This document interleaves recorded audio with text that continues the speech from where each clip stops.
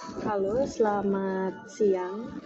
Kita kembali lagi di mata kuliah pemasaran agribisnis. Pada pertemuan kali ini, kita akan membahas tentang the food marketing channel. Jadi apa itu the food marketing channel? Mungkin kalau kita terjemahkan, itu berarti adalah saluran pemasaran pangan ya. Jadi setelah mungkin kita tahu dari rantai pasokannya nih, ada input, ada proses, dan ada outputnya. Nah, mungkin selama ini kita hanya bertumpu pada inputnya. Inputnya itu komoditi pertanian yang telah dihasilkan, bisa juga dijual secara langsung ya, mentahnya.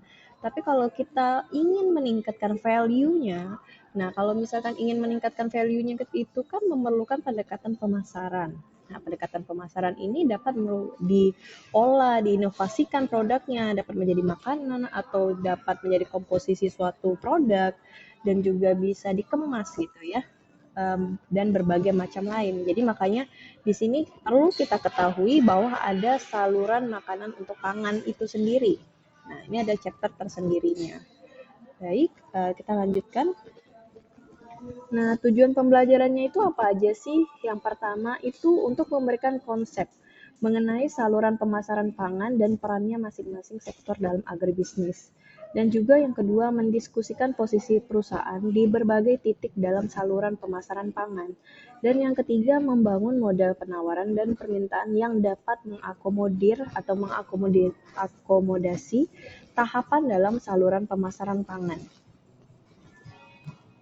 Nah, selalu saya awali dengan pertanyaan setiap sebelum memulai mata kuliah. Jadi, how important is food marketing channel? Jadi, seberapa penting sih saluran pemasaran pangan itu sendiri? Nah, mungkin kalau kita jawab, kalau kita jawab secara langsung, atau kalian masing-masing mahasiswa punya opini tersendiri, tanggapan tersendiri, boleh untuk ditulis di kolom komentar ya, agar kelas asinkron kita ini lebih interaktif. Jadi seberapa penting sih, mungkin ada yang menjawab ya penting Bu, karena itu kebutuhan primer kita, karena ada pangannya kan, pangannya yang kita konsumsi untuk energi kita sehari-hari. Nah, mungkin salah satunya itu, tapi ada lagi untuk menambah nilai Bu, menambah nilai dari suatu komoditi pertanian ya. Nah, pertama kita pendahuluan dulu nih. Nah, mungkin kalian spot ada beberapa kalimat yang saya kasih bold. Jadi saya beri warna lebih gelap daripada yang lain. Ini tujuannya apa? Berarti ini ada poin khusus di sini yang akan kita bahas. Jadi yang pertama itu, industri makanan ini telah mengalami perubahan. Nah, ini secara signifikan dalam 50 tahun terakhir. Jadi ini kita kaji dulu secara sejarahnya ya, sejarah historinya. Jadi ketika wanita ini berperan penting ya, berperan penting dalam perubahan saluran pemasaran pangan ini atau makanan ini. Ketika wanita mulai memasuki dunia kerja, meninggalkan pekerjaan-pekerjaan domestiknya, itu mereka permasalahannya selain ada double income istilahnya untuk masing-masing rumah tangganya, tapi terdapat permasalahan, yaitu waktunya lebih sedikit untuk menyiapkan makanan dan juga untuk memasak.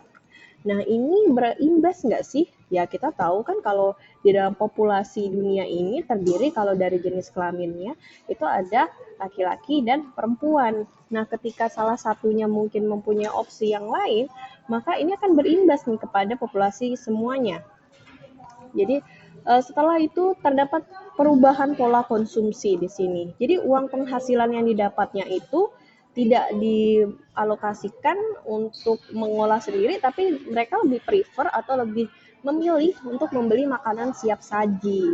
Nah, membeli makanan siap saji. Jadi disoroti di sini berdasarkan riset tahun 2005. Mungkin ada riset yang terbaru lagi, silahkan disampaikan masing-masing mahasiswa, silahkan dibaca artikel yang terbaru. Jadi 76% dari seluruh konsumsi makanan itu dilakukan di rumah. Tapi lihat, terdapat penurunan drastis, yaitu pada tahun 2002 itu hanya 59% makanan yang dikonsumsi di rumah. Jadi selisihnya cukup signifikan ya. Cukup signifikan selisihnya. Nah, ini berarti terdapat perubahan pola konsumsi nih dari segi makanan ya, dari food and beverage. Selain itu juga jenis makanannya semakin tersegmented gitu, semakin tersegmentasi. Ya karena waktunya sedikit, tentu saja ingin sesuatu yang instan seperti yang kita temui juga di pasar-pasar. Kita temui bahwa banyak produk-produk itu yang sifatnya instan, memasak mie instan ataupun rempah-rempahnya instan, tinggal kita beli komoditinya aja, bumbunya udah tersedia. Jadi karena waktu di dapurnya semakin sedikit, karena perempuan rata-rata sudah bekerja. Dan ini berarti juga selain itu, selain mengolah sendiri, ada opsi lain, yaitu adanya restoran. Nah, ini berarti kan menambah saluran baru nih di pemasaran komoditi pertanian, jadi dapat menyalurkan di berbagai pihak. Nah, juga dengan kemajuan teknologi, nah ini berlaku di negara maju maupun berkembang, tapi ini balik lagi ke kultur ya, kultur kebudayaan biasanya. Kalau budaya barat itu biasanya lebih sesuatu yang instan, lebih menggunakan food processor, microwave untuk menghangatkan suatu hidangan. Tapi kalau di negara Asia umumnya masih untuk memasak ya, masih memasak. Jadi kalau kita aja nih di Indonesia lebih pilih food processor atau ulekan. Mungkin ya lebih banyak kalian menggunakan ulekan untuk mengolah sesuatu. Lebih manual dan tradisional, rasanya juga berbeda kan.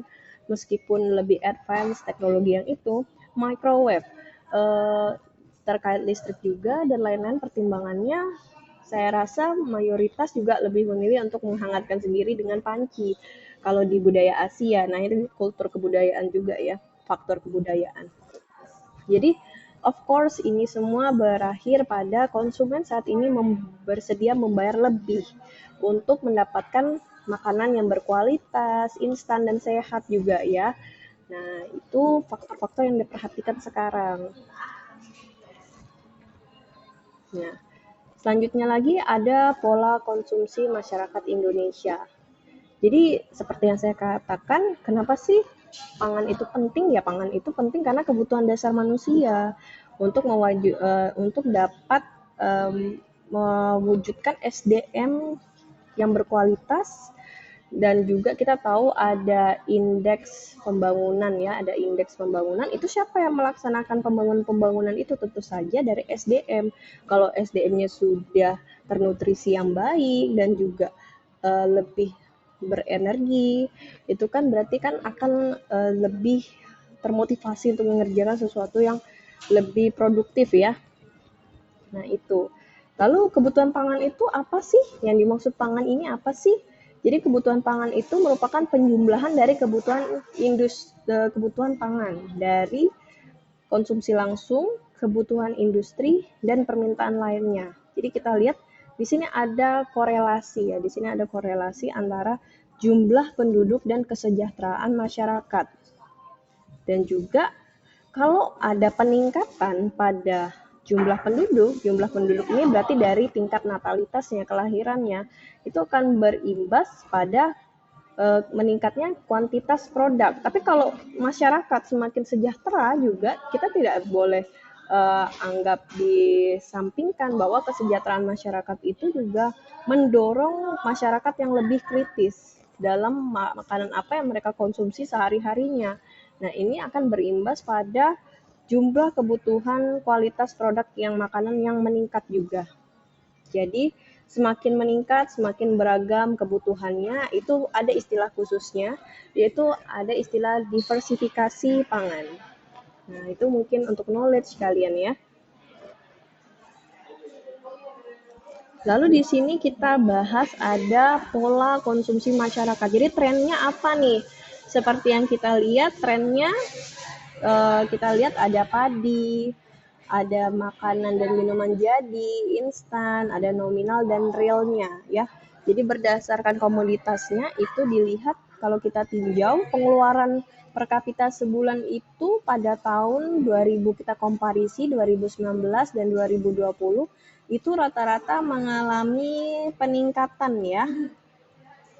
Rata-rata mengalami peningkatan.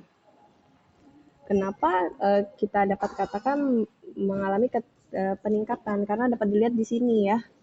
Dapat dilihat di sini, tapi kalau kita komparisi lagi masyarakat berarti lebih cenderung pengeluarannya lebih besar pada makanan dan minuman jadi dibanding padi dan makanan yang perlu proses lainnya. Nah, ini kan merupakan kita dapat sebagai pemasar, kita dapat nih informasi trennya masyarakat ini pola konsumsinya apa sih kalau nanti kita mau jualan makanan dan lain sebagainya. Nah, itu dapat kita tinjau melalui kelompok komoditi ini. Pengeluarannya masyarakat tuh lebih banyak ke sektor atau kelompok yang mana. Nah, mungkin saya simpulkan, jadi mengalami kenaikan ya pada intinya. Perkembangan pengeluaran nominal bahan makanan per kapita per bulan tahun 2019 hingga tahun 2020 mengalami kenaikan baik nominal maupun real.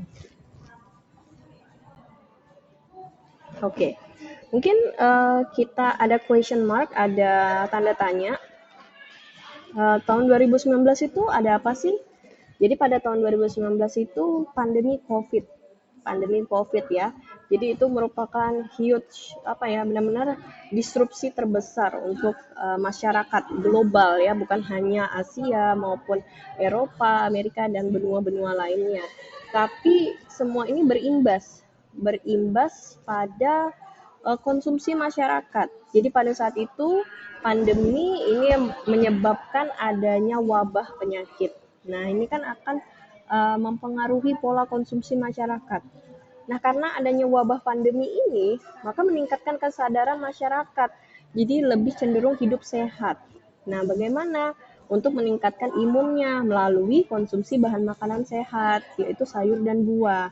Maka dapat kita tinjau lagi, terdapat peningkatan makanan sampai bumbu-bumbu seperti jahe dan rempah itu meningkat di masa pandemi ya.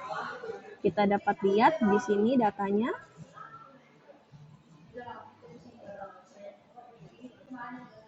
Oke. Dalam pemasaran agribisnis itu terdapat suatu istilah. Jadi ada istilah namanya margin pemasaran. Jadi ada dua sisi nih. Ada dari harga dan ada dari biaya. Nah, kita akan bahas ya. Apa itu marketing bill? Nanti ada marketing bill, ada marketing cost di situ.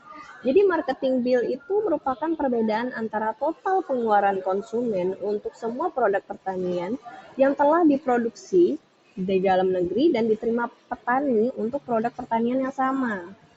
Ini dikarenakan margin pemasaran terdiri dari biaya dalam melakukan fungsi pemasaran serta keuntungan untuk pelaku-pelaku yang ada di rantai pasokan tersebut untuk nantinya akan menghasilkan distribusi margin atau keuntungan dari memasarkan produk ini. Jadi dapat kita lihat di sini ada marketing bills. Jadi ada istilah farm value. Nah, ini farm value ini merupakan, saya dapat katakan, itu nilai yang dikeluarkan pada saat menghasilkan inputnya, komoditi pertaniannya. Nilai taninya ya, nilai taninya ini di sini. Dan ada marketing bill-nya, ada biaya pemasarannya, ada margin ya, margin pemasarannya. Dan ini di sini ada consumer expenditure, itu pengeluaran pada makanan. Kita dapat lihat mengalami kenaikan yang signifikan. Marketing bill-nya juga, firm value-nya itu semakin lebih stabil.